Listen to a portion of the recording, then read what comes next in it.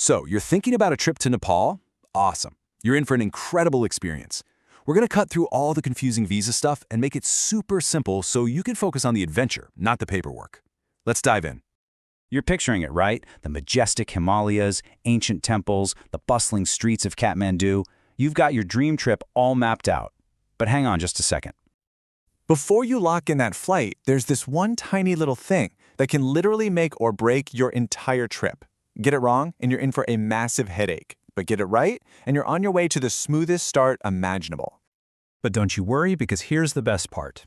Nepal has one of the easiest, most tourist-friendly visa processes out there. Seriously, they actually want you to visit, and they've made getting in the door as painless as possible. The magic words you need to know are visa on arrival. What does that mean? It means for most people, you don't have to do a thing before you fly. You just show up, land at the airport in Kathmandu, and you can get your visa right there on the spot. It's a game changer. Now, you do have a choice here. Getting the visa on arrival is, super convenient. The only real downside is that if you land during peak season, you might have to wait in line for a little bit. The other option? Get your visa from a Nepalese embassy back home before you even leave. That means you can just breeze through the airport. So it's convenience now versus convenience later. Totally your call. Okay, so whether you decide to get it at the airport or at an embassy, there are a few basic ground rules that apply to everyone. Let's just quickly run through them. All right, there are just three main things you've got to keep in mind. First, if you get your visa ahead of time from an embassy, you have to actually use it within 6 months. Second, all tourist visas come with multiple re-entry. That's perfect if you're thinking of hopping over to India or Bhutan for a few days. And third, everyone, and I mean everyone, has to enter Nepal on a tourist visa first. Even if you're planning to work or study, you change your visa category after you've already arrived. Okay, now I need you to lean in for this next part. Seriously, this is super important. Everything we've talked about so far applies to most travelers, but there's a critical exception list. And if your passport is from one of these countries, visa on arrival is not an option for you. Let me be absolutely crystal clear here. If your passport is from one of the countries we're about to list, you cannot get a visa when you land. I'll say it again. You must secure your visa from a Nepalese embassy before you travel. So take a close look at this list. We've got Nigeria, Ghana, Zimbabwe, Swaziland, Cameroon, Somalia, Liberia, Ethiopia, Iraq, Palestine, Afghanistan, and Syria. This also applies to refugees who are using official travel documents. If this is you, please contact the nearest Nepalese embassy way ahead of your trip to get everything sorted. All right, for everybody else, let's get back to the good stuff. Just how easy this is. When you land at the airport, you've got a simple 3-step plan to follow. I'm not kidding. It really is as simple as 1, 2, 3. Step 1, you fill out your forms. Step 2, you pay the visa fee. And Step 3, you get that beautiful stamp in your passport. Let's break those down. So let's talk about the cost. It's all based on how long you want to stay. For a 15-day visa, you're looking at $30. For 30 days, it's $50. And if you're planning a big trip and need 90 days, that'll be $125. Okay, here is the pro tip that could save you a world of pain.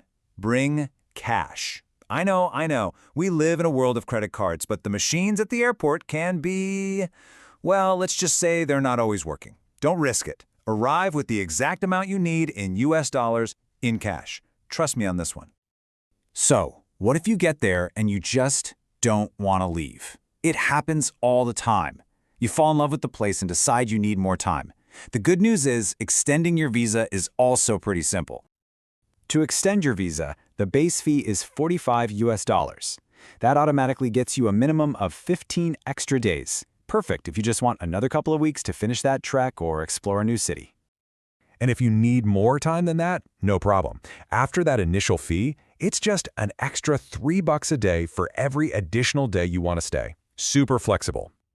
Now, a quick but very important word of warning. Whatever you do, do not overstay your visa. The penalty is $5 a day, but honestly, it's the hassle and the red tape you want to avoid. Always extend your visa before it expires. It's just not worth the trouble. All right, now for the part everyone loves to hear. What if I told you that you might not have to pay a single penny for your visa? Yep, you heard that right. A free visa, or a Gratis visa as they call it, is a real thing for some travelers. So, who gets this sweet deal? Well, you can get a free visa if you're a child under 10 years old, unless you're a U.S. citizen, sorry. Also, if you're a citizen of a SAARC country, you get your first 30-day visit of the year for free. It also applies to anyone with a non-residential Nepalese card, and Chinese nationals get an amazing 150 days on the house.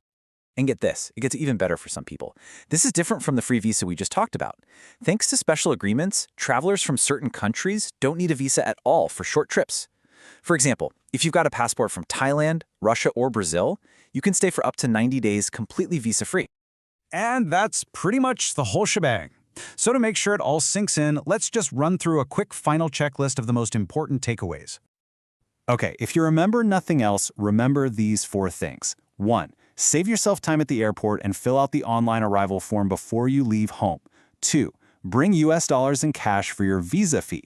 3. This one's huge. Double, triple check that your country is not on that exception list. And 4, keep an eye on your visa's expiry date and don't overstay. Simple as that. See? The paperwork's sorted. It's not that scary. Now you can get back to the fun part, the real reason you're going. So, the only question left is, what's it going to be? Trekking to Everest Base Camp?